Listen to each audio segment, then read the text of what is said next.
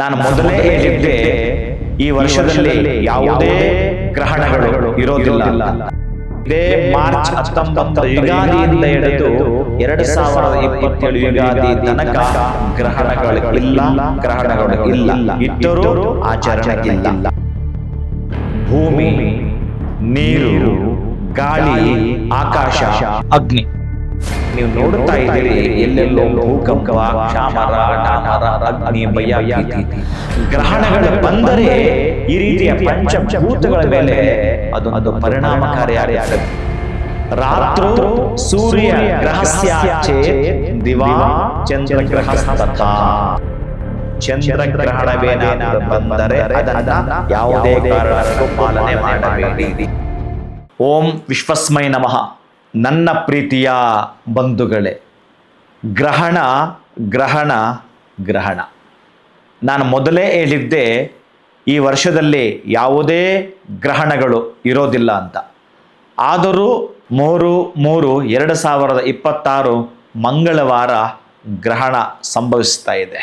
ಮತ್ತೆ ಹೇಗೆ ಗುರುಗಳೇ ನೀವು ಹೇಳಿದ್ರಲ್ಲ, ನಾನು ಹೇಳಿದ್ದು ನಿಜ, ಗ್ರಹಣ ಈಗ ಬಂದಿರೋದು ನಿಜ. ಆದರೆ ಶ್ರೀ ವಿಶ್ವಾವಸುನಾಮ ಸಂವತ್ಸರದ ಗ್ರಹಣ ಇದು. ನಾನು ಈ ವರ್ಷ ಅಂತಂದರೆ ಶ್ರೀ ಪರಾಭವ ನಾಮ ಸಂವತ್ಸರ ಇದೇ ಮಾರ್ಚ್ 19 ಯುಗಾದಿಯಿಂದ ಹಿಡಿದು 2027 ಯುಗಾದಿ ತನಕ ಗ್ರಹಣಗಳು ಇಲ್ಲ, ಇದ್ದರೂ ಆಚರಣೆ ಇಲ್ಲ. ಇನ್ನು ವಿಷಯಕ್ಕೆ ಬರೋದಾದರೆ ಪ್ರೀತಿಯ ಬಂಧುಗಳೇ, ಪೂರ್ಣವಾಗಿ ಗಮನಿಸಿ. ನೀವು ಯಾವುದೇ ಕಾರಣಕ್ಕೂ ನಾನು ಗ್ರಹಣ ಅಂದರೆ ಏನು ಅಂತ ತಿಳಿಸ್ತೇನೆ. ಗ್ರಹಣ ಅಂತಂದರೆ ನಮ್ಮ ಮನುಕುಲದ ಮೇಲೆ ಏನು ತೊಂದರೆ ಬರುತ್ತೋ ಅಲ್ಪ ಸ್ವಲ್ಪ, ತೀರಾ ಅಲ್ಪ ಸ್ವಲ್ಪ, ಆದರೆ ಹೆಚ್ಚಿಗೆ ತೊಂದರೆ ಬರುವಂಥದ್ದು ಅಸ್ಟ್ರಾನಮಿ ಖಗೋಳಶಾಸ್ತ್ರದ ಪ್ರಕಾರ ಪಂಚಭೂತಗಳ ಮೇಲೆ ಪರಿಣಾಮ ಬೀರುವಂಥದ್ದು.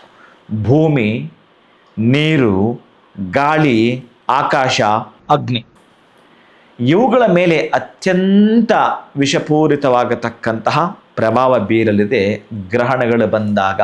ಪಂಚಭೂತಗಳು ಅಂದರೆ ಈಗ ನೀವು ನೋಡುತ್ತಾ ಇದ್ದೀರಿ, ಎಲ್ಲೆಲ್ಲೋ ಭೂಕಂಪ, ಕ್ಷಾಮರ, ಡಾಮರ, ಅಗ್ನಿ, ಭಯ, ಭೀತಿ.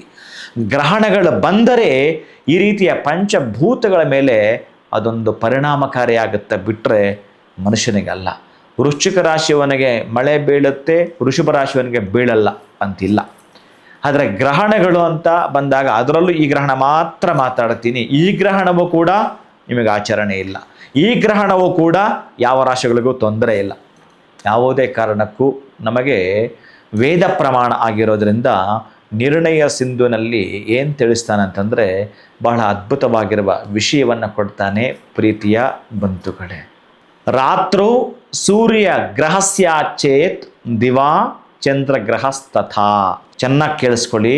ರಾತ್ರು ಸೂರ್ಯ ಗ್ರಹಸ್ಯಾಚೇತ್ ದಿವಾ ಚಂದ್ರಗ್ರಹಸ್ತಥಾ ಅಂತ ಏನು ಹೇಳ್ತಾ ಇದೆಯೋ ಇದನ್ನೇ ನಾನು ಹೇಳ್ತಾ ಇರೋದು. ನಾದೇ ಶುಭಯಂ ರಾಜ್ಞೆ ಎಚ್ಚ ಸೂಕ್ಷ್ಮಂ ತಮಂ ಭವೇತ್ ಅಂತ ಹೇಳ್ತಾನೆ ಶಾಸ್ತ್ರದಲ್ಲಿ. ಏನು ಅಂತ ಗೊತ್ತಾ? ಸೂರ್ಯೋದಯದಿಂದ ಸೂರ್ಯಾಸ್ತದ ಒಳಗೆ, ಸೂರ್ಯ ಉದಯದಿಂದ ಅಂದರೆ ಸೂರ್ಯನ ಉದಯದಿಂದ ಸೂರ್ಯಾಸ್ತದ ಒಳಗಡೆ ಚಂದ್ರಗ್ರಹಣವೇನಾದರೂ ಬಂದರೆ ಅದನ್ನು ಯಾವುದೇ ಕಾರಣಕ್ಕೂ ಪಾಲನೆ ಮಾಡಬೇಡಿ. ಈಗ ಸೂರ್ಯ ಇನ್ನೂ ಇದ್ದಾನೆ, 3:13 ಗ್ರಹಣ ಪ್ರಾರಂಭ. ಇನ್ನು ಮುಂದಕ್ಕೆ ಬರ್ತೀನಿ. 6:27 47 ಈಗೆಲ್ಲ ತೋರಿಸ್ತಾ ಇದ್ದಾರೆ ನಿಮಗೆ. ಇವೆಲ್ಲ ಕೂಡ ನೀವು ನೋಡ್ತಾ ಇದ್ದೀರಿ. ಗ್ರಹಣ 6:47 ತನಕ ಇದೆ ಅಂತಲೂ ಕೂಡ ತೆಗೆದುಕೊಳ್ಳೋಣ. ಅಂದರೆ ಇಲ್ಲಿ ಹೇಗೆ ತೆಗೆದುಕೊಳ್ಬೇಕಂತಂದರೆ ಸೂರ್ಯೋದಯದಿಂದ ಸೂರ್ಯಾಸ್ತದ ಒಳಗಡೆ ಬರುವ ಚಂದ್ರಗ್ರಹಣವನ್ನು ಪಾಲನೆ ಮಾಡುವುದು ಸಲ್ಲದು. ಹಾಗೆಯೇ ಸೂರ್ಯಾಸ್ತದಿಂದ ಸೂರ್ಯ ಉದಯ ಆಗುವ ಅಂದರೆ ರಾತ್ರಿ ಸಂದರ್ಭದಲ್ಲಿ ಬರ್ತಕ್ಕಂತಹ ಸೂರ್ಯಗ್ರಹಣವನ್ನು ಕೂಡ ಪಾಲನೆ ಮಾಡುವುದು ಸಮಂಜಸವಲ್ಲ ಅಂತ ಶಾಸ್ತ್ರ ನಮಗೆ ಹೇಳುತ್ತೆ.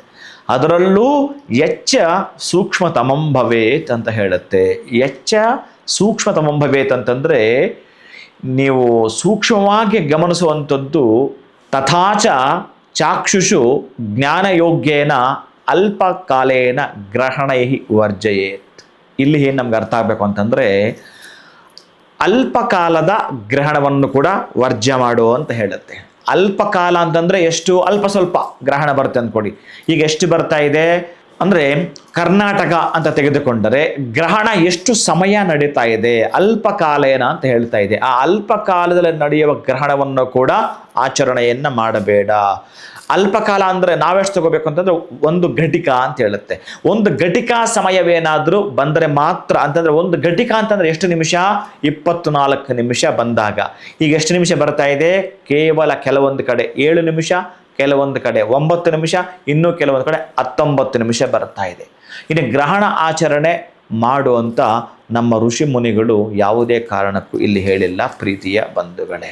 ಈಗ ನೀವು ಮಾಡಲೇಬಾರ್ದು ಅಂದರೆ ಇನ್ನು ನೀವು ರಾಶಿಗಳಿಗೆ ಏನು ಮಾಡ್ತೀರಿ, ಯಾವ ತರಹದ್ದು ಮಾಡೋದು? ಅದೇ ನಾನು ಹೇಳಿದ್ದು, ನಿಮಗೆ ಸಾಧ್ಯ ಆದರೆ ಸ್ಪರ್ಶ ಸ್ನಾನವನ್ನು ಮಾಡಿಕೊಳ್ಳಿ. ಆ ಸ್ಪರ್ಶ ಸ್ನಾನ ಅಂತಂದ್ರೆ ಏನು ಗೊತ್ತಾ? ಪೂರ್ಣ ಪ್ರಮಾಣ ಇದ್ದಾಗ ಮಾತ್ರ. ಇಲ್ಲಿ ಏನು ಹೇಳ್ತಾನೆ ಅಂತಂದರೆ ಮೋಕ್ಷ ಸ್ನಾನೇಚ ದಾನಾದಿ ಅಂತ ಹೇಳ್ತಾನೆ. ಮೋಕ್ಷ ಸ್ನಾನ ಮಾಡಿ ಅಂದರೆ ಆರಿಗೇನು ಆ ಮೋಕ್ಷ ಕಾಲ ಇದೆಯೋ ಆ ಸಂದರ್ಭದಲ್ಲಿ 6 ಗಂಟೆ 35 ನಿಮಿಷ, 6 ಗಂಟೆ 40 ನಿಮಿಷ ನೀವು ಸ್ನಾನ ಮಾಡಿ ಬರೋ ಒಳಗಡೆ ಆ 19 ನಿಮಿಷ ಮುಗಿದೋಗಿರುತ್ತೆ. ಅದಕ್ಕಾಗಿ ಆಚರಣೆ ಸಲ್ಲದು ಅಂತ ಹೇಳುತ್ತೆ ಶಾಸ್ತ್ರ. ನೀನು ಸ್ನಾನ ಮಾಡಿದ್ರೆ ಸಾಕು, ಮೋಕ್ಷ ಸ್ನಾನವನ್ನು ಮಾಡಿ ದಾನ ಮಾಡು ಅಂತ ಹೇಳ್ತಾನೆ. ನಿನಗೆ ದಾನ ಮಾಡೋಕ್ಕಾಗಲಿಲ್ಲ ಅಂತಂದರೆ ಸ್ನಾನ ಒಂದೇ ಸಾಕು ಅಂತ ಹೇಳ್ತಾನೆ. ದಯವಿಟ್ಟು ಇದೊಂದು ಮಾತ್ರ ಮಾಡಿ, ಸ್ನಾನ ಮಾಡಿ ಸಾಕು. ನೀವು 6ವರೆಗೆ ಒಂದು ಸ್ನಾನ ಮಾಡಿದ್ರೆ ಅಭ್ಯಂತರವಿಲ್ಲ. ಇನ್ನು ಯಾವುದೇ ಕಾರಣಕ್ಕೂ ಆಚರಣೆ ಇಲ್ಲ. ನಾನು ಹೇಳ್ತಿರೋದು ಮೊದಲು ಹೇಳಿದ್ದೀನಲ್ಲ, ಹಾಗೆ ತೆಗೆದುಕೊಂಡ್ರೆ ಶ್ರೀ ವಿಶ್ವಾವಸುನಾಮ ಸಂವತ್ಸರದಲ್ಲಿ ಬರತಕ್ಕಂತಹ ಪಾಲ್ಗುಣ ಮಾಸದ 3ನೇ ತಾರೀಕು 3ನೇ ತಿಂಗಳು 2026 ಈಗೇನಿರ್ತಕ್ಕಂತಹ ಚಂದ್ರಗ್ರಹಣ ಇದೆ, ಕೇತುಗ್ರಸ್ತ ಚಂದ್ರಗ್ರಹಣ 3 ಗಂಟೆ 13 ನಿಮಿಷಕ್ಕೆ ಪ್ರಾರಂಭ ಆಗುವಂಥದ್ದು. 6 ಗಂಟೆ 47 ನಿಮಿಷ ತನಕ ನಿಮಗೆಲ್ಲ ಏನೇನೇನು ಗೋಚರ ಆಗ್ತಾ ಇದೆ ಇದೆಲ್ಲ ನಾನು ಬಿಡಿಸಿ ಹೇಳಿದ್ದೇನೆ. ಅದಕ್ಕೆ ಹೇಳ್ತಾನೆ ಈ ಅಲ್ಪ ಕಾಲದ ಗ್ರಹಣದ ಪಾಲನೆ ಮಾಡಬಾರದು ಅಂತ ವೇದದ ನಿಯಮ ಇರುತ್ತೆ. ಪ್ರೀತಿಯ ಬಂಧುಗಳೇ, ಶುಭಂ ಭೂಯಾತ್, ಒಳಿತಾಗಲಿ.